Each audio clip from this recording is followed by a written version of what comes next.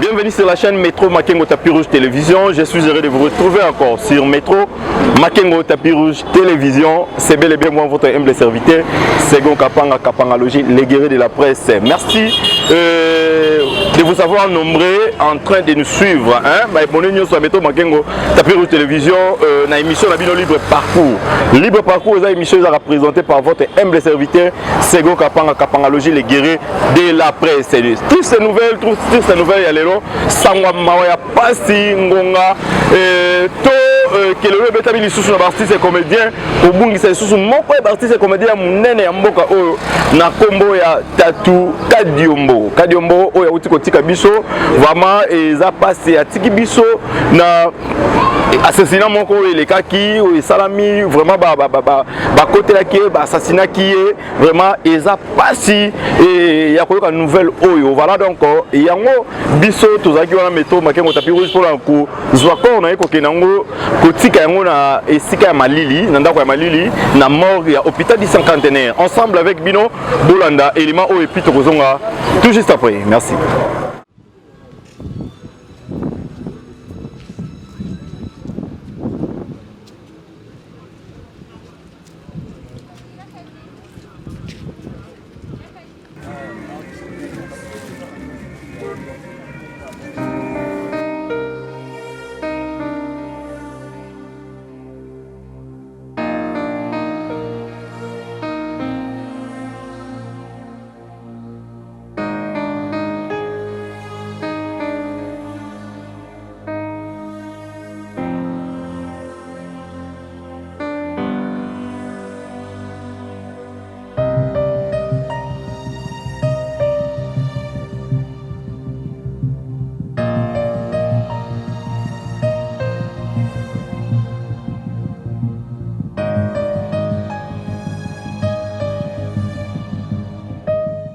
Bonjour.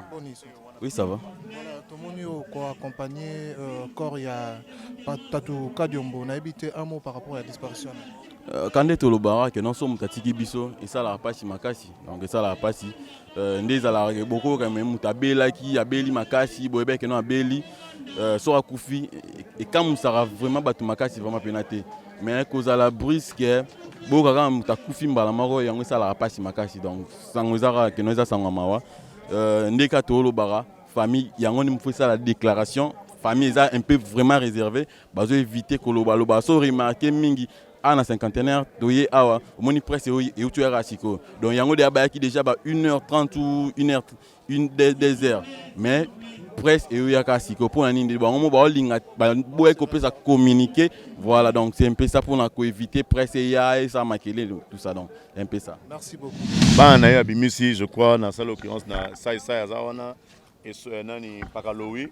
J'ai déjà informé puis la famille biologique.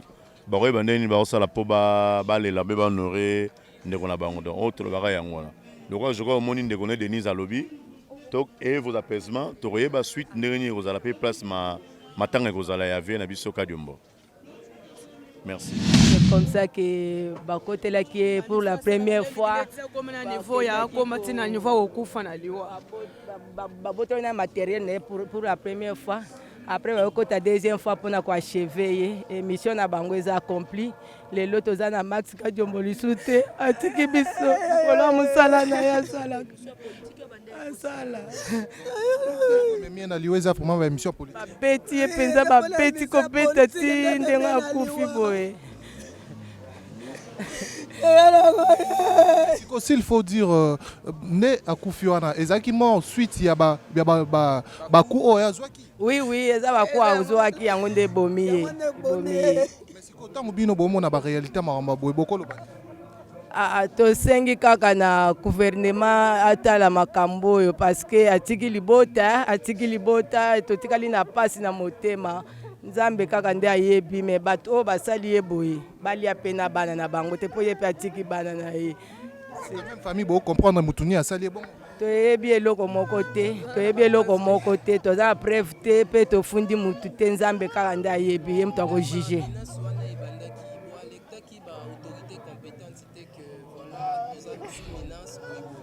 bon comme Azara Musika Nabiso, parce que c'est un homme intelligent, Azara Mukolo, on ne sait pas où il y a Salaki après Owana. Bon, subitement, on nous a appris qu'il est mort.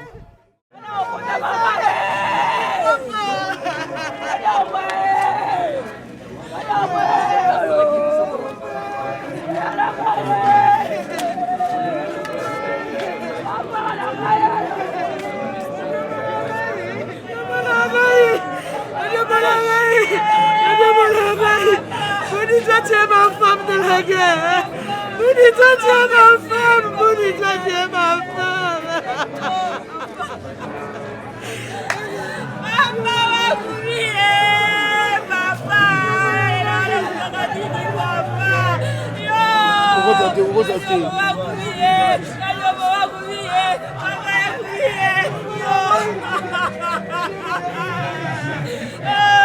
Papa, tu es parti très tôt, franchement, papa. C'est mon papa, na bandeko oyo bazotala biso bo vouloir biso te c'est la mort donc il on a koloba yango wala. Adam Suluzolo, s'il faut ajouter un mot de plus par rapport à la disparition, il y a Tatouka de Modoro qui a menacé suite à la émission politique. Bon là je ne sais pas commenter parce que les affaires politiques il faut to yeba vraiment l'oni tozoloba parce que aux TV. Alors tellement nazana prévité na monaki te menace wana na monaki vidéo ya menace te na koyiko ya na TV te na lobake oui réellement président Kadiombo qui menacé s'il était menacé ndenge tozoyoka yango en tout cas ça fait tellement mal atiki bana naye bazana jeune moi si naye aza inconsolable donc ça fait tellement mal mais si réellement vraiment des baloba que eza politique aloba ki makamba politique yango ba menacer qui est ba kotele na ndako ba betiye en tout cas kota la papa ndeti papa Kadiombo ko beta ye jusqu'à ce que ememi na liwa ce que ezala ki ezalaki vraiment grave donc babetaki ye pena grave pour mutu akufa boye et vraiment ça fait mal mais soki eza politique sikoyo toloba na oloba lisusu te so tomoni likambo toloba te soki mabe ezali tosala analyse politique te donc toza bajournaliste parce que Papa Kadiombo étant comédien oui mais akomaki mpe présentateur ya émission na chaîne YouTube na ye Kadiombo télévision alors soki déjà boye ke alobaki eloko moko boye asalaki analyse moko ya élément moko politique alememi ye na liwa boye de ce que bazopekisa biso liberté de presse eza wapi liberté d'expression pouvoir oyo balobaka toza 5e pouvoir na ndenge ya constitution eza wapi voilà si soki yango vraiment nde memie na liwa vraiment c'est triste. Certainement on dirait ça parce que la dernière information que asalaki 6 jours en hôpital après frappe au Azwaki. Oui, c'est ce qui m'est arrivé aussi comme information que asalaki 6 jours na hôpital après avoir été tabassé par rapport à l'émission wana salaki donc en tout cas paix à son âme mais nzambe ye moko ayebi na ba auteur ba crime wana soki bazali nzambe ye moko ayebi ndeni na kozongisa ngo na bakwena bango donc merci beaucoup. Atiki bana mibale bana Lubumbashi asa balisi mwana ya liboso ya mwasi ya mibale ya zali ya mobali na 3e de azalakawa azana bana misatu une fille. Il était marié. Oui, il était marié, sa femme était là, elle vient juste de partir. C'est ça. Ça passe dans émission politique oui. Vidéo circulé que non, ah oui, c'est ça, il y a un débat bomelier. Très cher internet, où allons-nous? S'il faut dire dernière vidéo où il y a Sala Keza Moïse Katumbi. Oui, à Sala Kiwana, il y a image mingi batubastien on a Facebook. Yango wana nde dernière image à Salaki. C'est ça. Abetami penza nti akufi. Abetami ti akufi. Maman yo zanani? Petite sœur na biso. Naza petite sœur n'est propre. Petite sœur Tatuka Diombo. Oui. Ya Max. Ngaleki na ye. Auji ko sala émission moko boye ya makambo ya Moïse Katumbi. Babando discuter kana ba internet ngape na zolo bango na internet. Nani semaine passée toyoko yoka ka grand fond na bino ba koteli kuna na ndako na ye ba bete makasi ba pienda kwa saboter ndako na ye ya liboso ba kotana na studio na ya musala ba piye nyonso kwa sala kana wa musala na ye ba bete ke point internet comme point ba ba journaliste bola sandeli ba piye ni ba beti no nyese na bobenga te voir l'été ba biso to vanda koto ya vanda kuna ko tan vrac na matariki bala bazaka ka ye na mwasi na ye na mwana ye na mwana musala tango biso toyoko yoka makambo wana toyoko kende na ngana kenda kepa na ye vendredi o ya semaine o etukoleka na kompenda kwa na salite mituka na nyonso ba baby yango na tuni bango ke sikwaza na hôpital na tuni domestique mwana musala lobi hôpital o ba chende to yebite na yeko ke na bengi papa na biso o totikali na yazaka na salongo aza colonel na yeko benga papa na téléphone papa lobi biso pe comme ça na otinda fiston de konanga ya mobile azawana fiston aya bengi mwana musala na ye loba kaka place hôpital azali famille pe basane bayeba fiston yeko loba o azana ni mwana musala yeko loba azana hôpital moko boye na clinique ayeko loba azana clinique côté ya Gombe fiston yeko kende tango fiston yeko kende mwasi na ya boyi famille basane ne bamona ye habité ba docteur ba boyi ba to ba mona et visite critique non oui mais pour voir le thé ba te problème na pour le loba na public pour ça c'est muta média pour le ça ba te que non ba ça ka je boy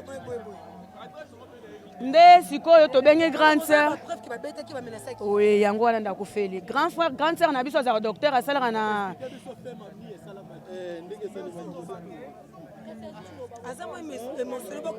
s'il vous plaît, aussi to le vignon so ndenge banda kina ndenge.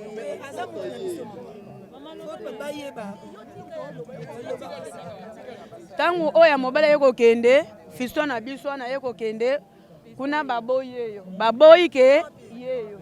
Baboyi ke ye amona na grand frère, tende to benko grande sœur na biso za docteur asala na hôpital ya chinois. Ayeko kende kuna Laximi kana sa grand frère nanga boyebo ndesko yo bakoti sa taba ko bakoti na sakte ya fongoli ka misu atali sœur azongisi misu na ye ezalaki c'était dimanche nde lobi lelo na ba 2 heures baye confirmer biso ke akufi donc asololi na famille ata moko te à part moi si na ye à part moi si na ye kasi moi si nde moto azalaki garde maladie na ye moi sa banda ko boye ke na hôpital ba boyi ke famille nani garde maladie pe moi si azalaki garde maladie non atiki ata liloba suka te atiki loko te na ba 2 bakotelaki ba 1 heure 2 heures kune pa na ye tokoyeba bato yango baza banani ezaka makambo ya politique émission oyo kosala kala tende ememi eti na liwa oyo nzambe moko ajuge kaka. Voilà, merci beaucoup. Est-ce que maman beaucoup pesa biso?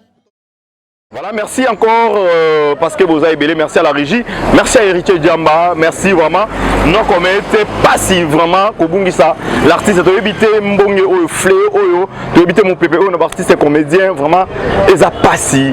Maman chaque année Tokundi était, Tokuti Kobungisa Suso, l'artiste est Kadiomo, l'artiste est Mounene, O Abimisa Bongo Fiston Saïsaï, O Abimisa Bongo Pakaloui, donc Abimisa Bana Ibele O le Lopé Bazo Brillé O Basala Kombo Namboka Oyo, et ça pas si Kobungisa l'artiste est comme Kadiombo. Voilà tous les là, au Bazo les là, tous ces barreaux c'est les pays là. Tous les là bongo, l'artiste est comédien, Tatou Kadiombo O Yatiki Biso. Voilà, merci à les boss Mbuta Makengo, métro O Azolanda Biso, na madame na madame Mbumba Makengo, na résidence Tabango na Suisse, Azolanda Biso.